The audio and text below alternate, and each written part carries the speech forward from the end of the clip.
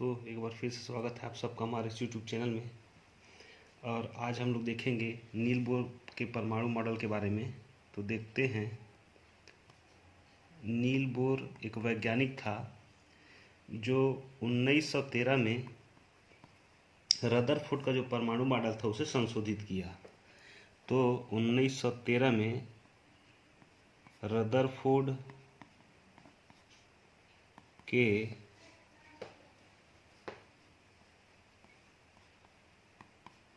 परमाणु मॉडल को संशोधित किया।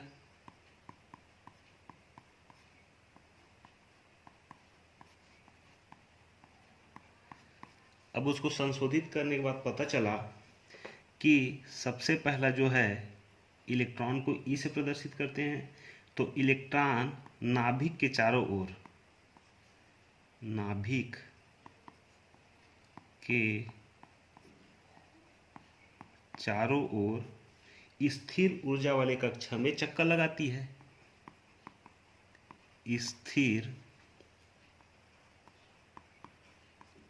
ऊर्जा वाले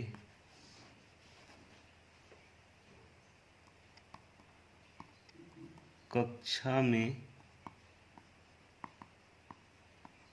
चक्कर लगाती है। सबसे पहली बात उन्होंने क्या जाना, तो इलेक्ट्रॉन जो है नाभिक केंद्र में रहता है, तो नाभिक के चारों ओर जो स्थिर ऊर्जा वाला कक्षा है उसमें क्या लगाती है, चक्कर लगाती है। दूसरा उसे पता चला कि प्रत्येक कक्षा, जितनी भी कक्षा होगी परमाणु में, तो प्रत्येक कक्षा की ऊर्जा जो है वो 2n⁻² के आधार पर होती है। प्रत्येक कक्षा की ऊर्जा किसके आधार पर होती है, तो 2n⁻² के आधार पर होती है। और तीसरा जो है प्रत्येक कक्षा की ऊर्जा निश्चित होती है। प्रत्येक कक्षा की ऊर्जा निश्चित होती है। प्रत्येक कक्षा की ऊर्जा कैसे होती है, निश्चित होती है। और यह ऊर्जा जो है, और यह ऊर्जा क्वांटम के रूप में होती है। अब एक क्वांटम एक शब्द आया है, क्वांटम। तो प्लंक नामक एक वैज्ञानिक था, उन्होंने कहा था क्वांटम के बारे में, वो ऊर्जा का एक बंडल होता है, एक ऊर्जा का छोटा सा पैकेट होता है जिसको अपन फोटॉन कहते हैं। तो प्रत्येक कक्षा की ऊर्जा कैसी होती है, निश्चित होती है, और यह ऊर्जा क्वांटम के रूप में होती है। आगे जो था चौथे नंबर पे, इलेक्ट्रॉन यदि ऊर्जा अवशोषित करता है,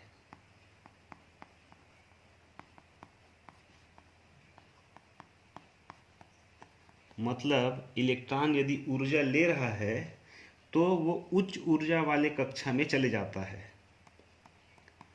तो वह उच्च ऊर्जा वाले कक्ष में चला जाता है। और इसके विपरीत जब वो अवशोषित कर रहा है तो कैसा कर रहा है, वो उच्च ऊर्जा वाले कक्ष में चले जा रहा है।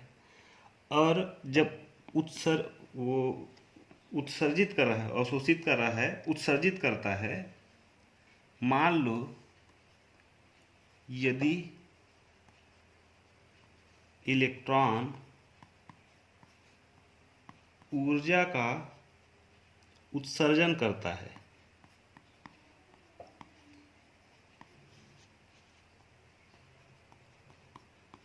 मतलब ऊर्जा क्या कर रहा है, वो छोड़ रहा है, तब वह निम्न ऊर्जा स्तर वाले कक्षा में आ जाता है। तब वह निम्न ऊर्जा वाले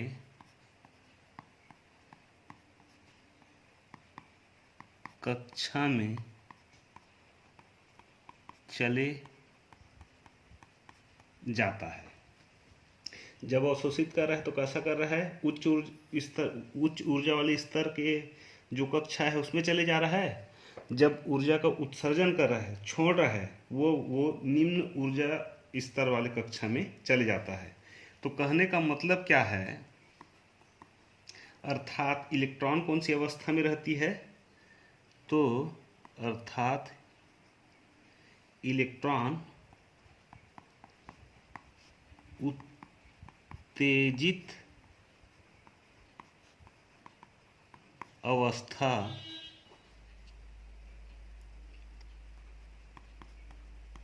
में पाया जाता है।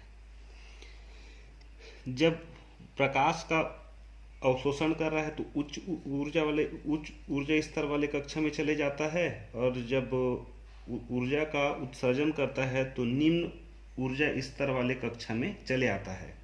इसके कहने का मतलब क्या है, तो इलेक्ट्रॉन कौन सी अवस्था में पाया जाता है, तो उत्तेजित अवस्था में पाया जाता है। अब ये रदरफोर्ड जो था, रदरफोर्ड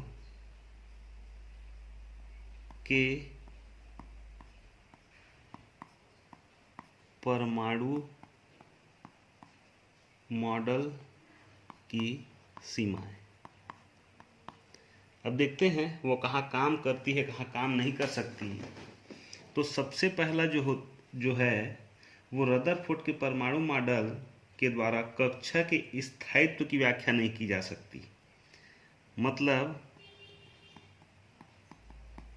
रदरफोर्ड का जो परमाणु मॉडल है, रदरफोर्ड के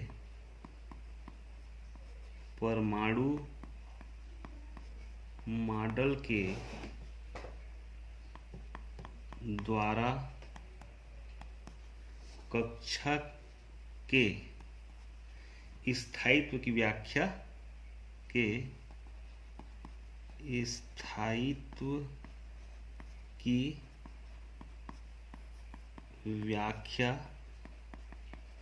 होती है।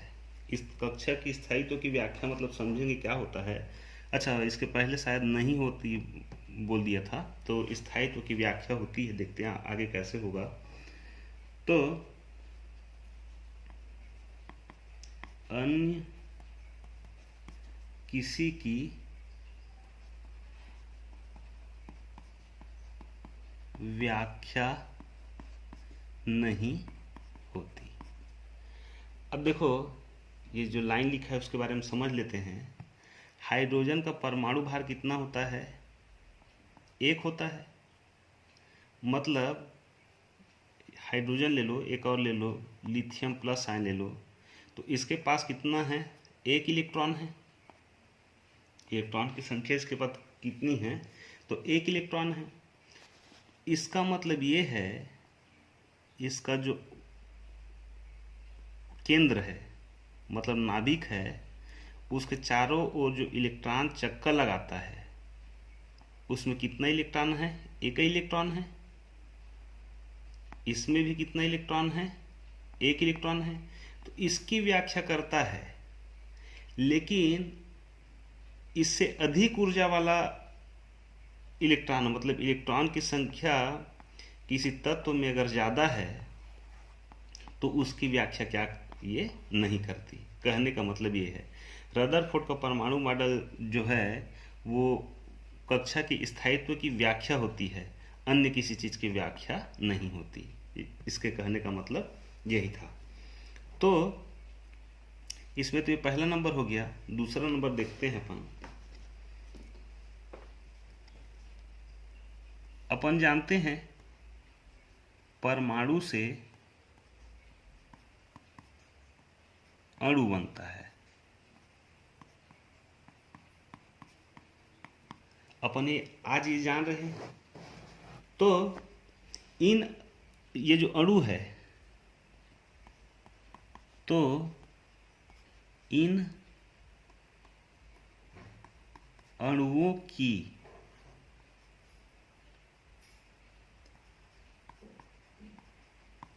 बनने की व्याख्या नहीं करती। ये दूसरा पॉइंट था। मतलब जैसा हाइड्रोजन है, हाइड्रोजन को दो परमाणु मिल करके हाइड्रोजन का एक अणु बनाता है, इसको क्या बोलते हैं अपन? तत्व बोलते हैं। ऑक्सीजन का दो परमाणु मिल करके ऑक्सीजन का एक अणु बनाता है, ये भी तत्व है। अब HCl ले लो, इसका दो परमाणु, हाइड्रोजन का एक परमाणु और क्लोरीन का एक परमाणु मिल करके HCl बना रहा है, तो ये अणु हो गया। तो ये सब बनने की व्याख्या कौन जो है, रदरफोर्ड का परमाणु मॉडल नहीं करता है। और तीसरे नंबर में है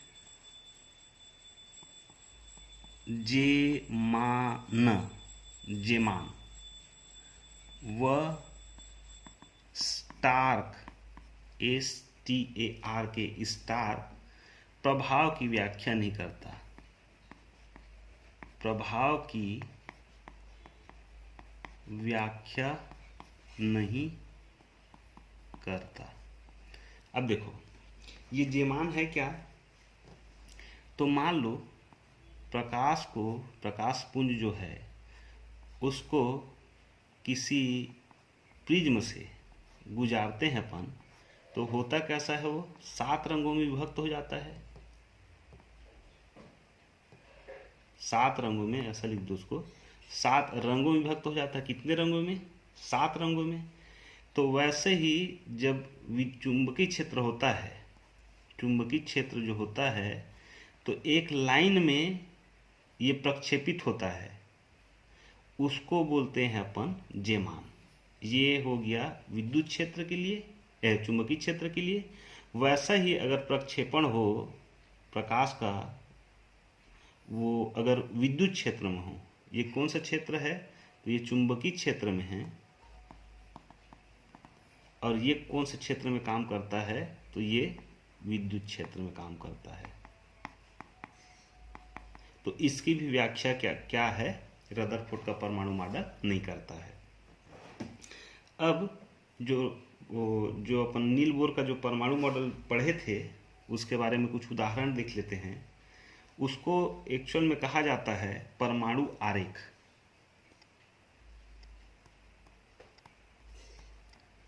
परमाणु आरेख समझते हैं। परमाणु आरेख के बारे में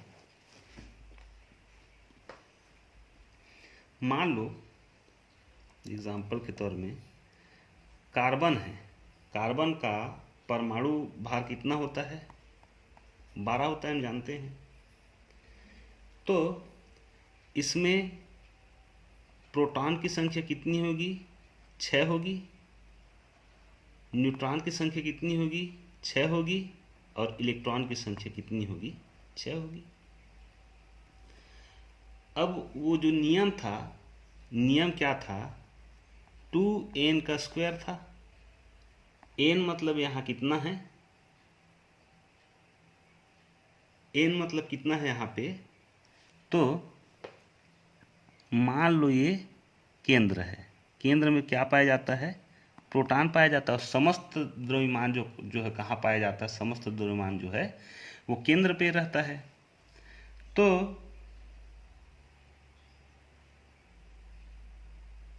यहाँ पे जो पहला कक्षा है,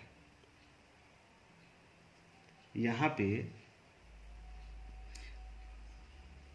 इसको एग्जाम्पल को अपन लेते हैं। पहले यहाँ कुछ चीज़ें जान लेते हैं। तो चीज़ें जानने के लिए इसको पहले नील बोर का परमाणु मॉडल में इसमें नोट कर लीजिएगा। इसको चीज़ छूट गया थोड़ा सा। तो पहला जो कक्षा होता है, पहला कक्षा जिसका मान n के लिए अपन एक लेते हैं और उस कक्षा को बोलते हैं के कक्ष। तो यहाँ पे 2 इंटू एन का मान है 1 और उसका घात है तो कितना 2। मतलब इसके प्रथम जो कक्ष है उसमें ज़्यादा से ज़्यादा कितने इलेक्ट्रॉन रह सकते हैं, तो मात्र 2 इलेक्ट्रॉन।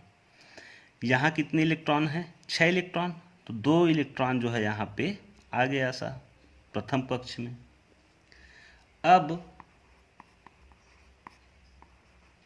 द्वितीय कक्ष के लिए एन बराबर कितना हो जाएगा, 2 हो जाएगा। उस कक्षा को बोलते हैं अपन एल कक्ष, नाम दिया गया है नील बोर ने, के एल एम एन ऐसा करके।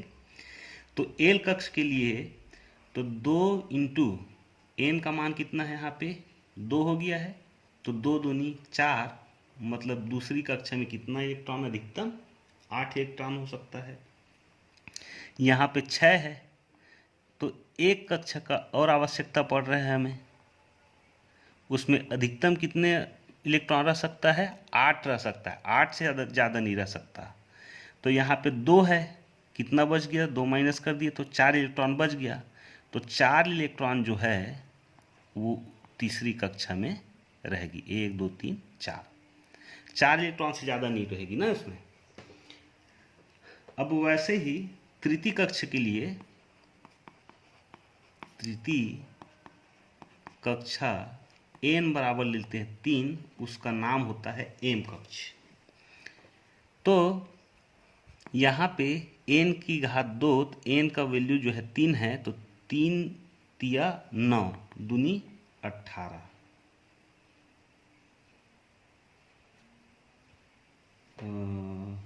3 तिया 9 दूनी 18। तो जो तीसरा कक्ष है उसमें ज़्यादा से ज़्यादा कितना इलेक्ट्रॉन रह सकता है, 18 इलेक्ट्रॉन रह सकता है। 3 3 9 दूनी 18। अब जो जैसा चतुर्थ कक्षा की जरूरत पड़ गया, चतुर्थ कक्षा के लिए तो n बराबर कितना हो जाएगा, 4।